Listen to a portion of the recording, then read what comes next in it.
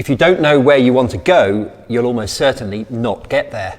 Setting targets is an important first step, but they need to be realistic and flexible because we all know that things don't always go to plan.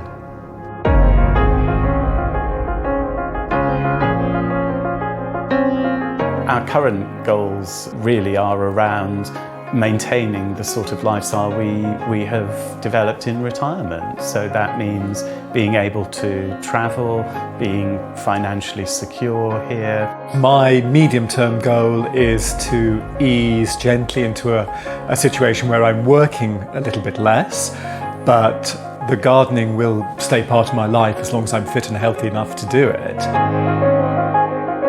Going forward, we want to be financially comfortable. That's very important. We want to live in a nice house and have a nice standard of living and be able to go on holiday.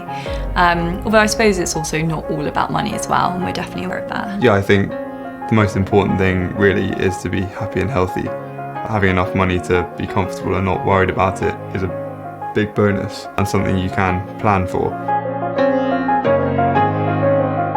In 10 years' time, I'd hope to have maybe bought a house, done it up into what I envision is my dream house. So I would have done the kitchen up, have a nice big island, maybe an area to still host supper clubs if I'm still doing them in the future. Further down the line, I want to be healthy, happy, and I guess that can only be achieved with my investments, as they're an avenue, they're a way for me to be able to achieve these goals. My goal is to have a lot of money put away for my children, but also my grandchildren, especially for their education. But I really hope that they're healthy, most importantly, and successful in their chosen careers.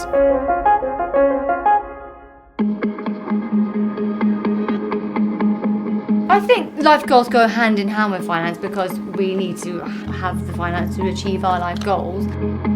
We have changed how much we're saving as well, because at the moment, we're unable to save the full amount before Una was here. But now Una is here, we're having to save a little bit less than what we used to. But we know that in the future we'll go up.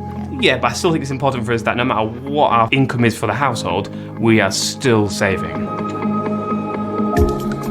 I think that over time our focus has changed from accumulating more money, accumulating wealth, to thinking about more wider life goals. So I understand that for young people it's very important to accumulate a pot of money because that enables the choices later on in life, and happily we've reached the later stage now where we realise we don't need more stuff. And luckily we don't need more money. I think we've had more fun in our 50s than in any decade up to now.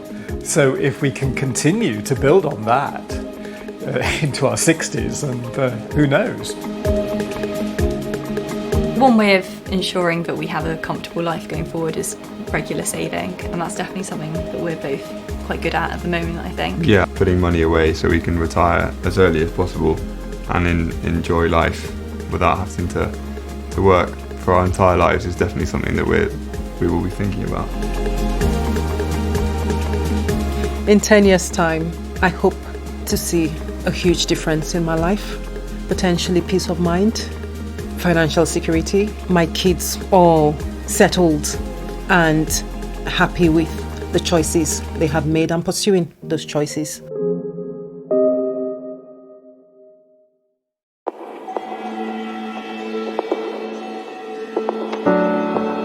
There's always going to be something down the line that you're saving for. It's not about amassing as much money as you possibly get your hands on, because you don't win any prizes from doing that. It's about being sensible with your investments and using the knowledge and your research to be able to save and live the lifestyle that you want. Financially, we were absolutely at our best a couple of years ago, but where we are right now, which is nowhere near our financial best, we're probably the most fulfilled. For me, a big turning point came with redundancy, where I hadn't focused on how much is enough. I was just focused on saving.